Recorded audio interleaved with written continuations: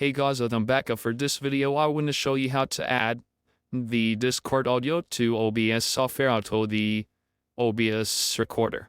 So as you can see, we're currently on OBS, and I recommend to turn desktop audio off so that it won't record other sound sources.